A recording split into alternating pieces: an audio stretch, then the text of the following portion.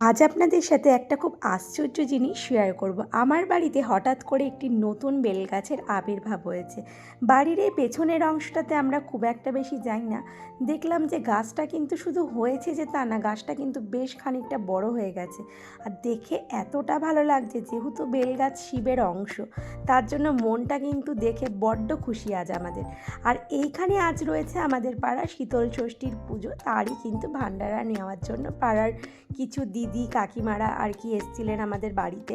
তারা আমাদের কপালে দেখুন এই যে সিঁদুর দিয়েছে, তারপর একটুখানি পাখা দিয়ে হাওয়া দেওয়া, তারপর আমাদের বাড়িতে আমার শাশুড়ি মা এখানে একটুখানি ভান্ডারা দিয়েছিল কুলোতে, যেটা কিন্তু প্রতিবারই উনি দিয়ে থাকেন।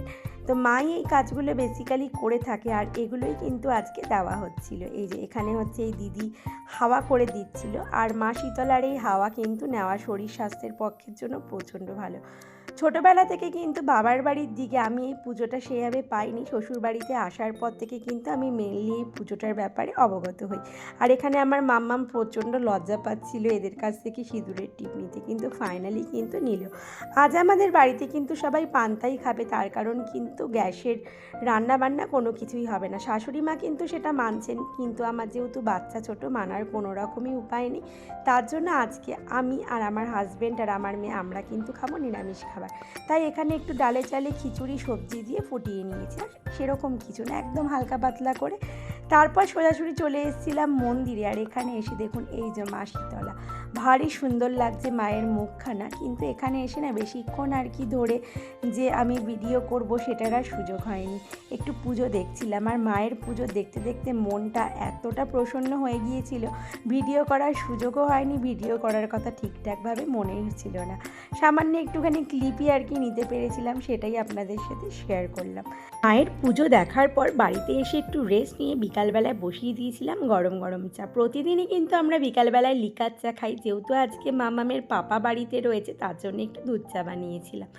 তারপর চায়ে তো চুমুক দিলামই, তার সাথে আমার কর্তামশাই আজকে বহুদিন পর বাড়িতে নিয়ে এসেছে সিঙ্গারা। ওই মাস 5-6 তো হবেই কম করে যে এতদিন পর আমরা সিঙ্গারা খাচ্ছি।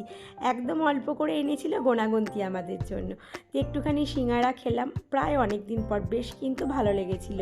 তারপর মামামকে একটুখানি পড়াশোনা করার জন্য নিয়ে বসলাম, আর মামামের স্কুলে এখন চলছে ছুটি, আর বেশ কিছু হোমওয়ার্ক দিয়েছে বাড়িতে। আর এই আর্ট অ্যান্ড ক্রাফটের এই হোমওয়ার্কগুলো মামাম একা একা হাতে হাতে করছিল, ওকে আমি দেখিয়ে দিচ্ছিলাম, তার কারণ ওকেও তো শিখতে লাগবে, তার জন্য কিন্তু ওকে বলছিলাম যে তুই নিজে নিজে কর।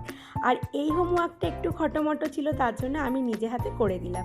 সো এই ছোট্ট মিনি ব্লগটা আপনাদের কেমন লাগলো জানাবেন, ভালো লাগলে লাইক করবেন, চ্যানেলটা সাবস্ক্রাইব করে আমাকে সাপোর্ট করে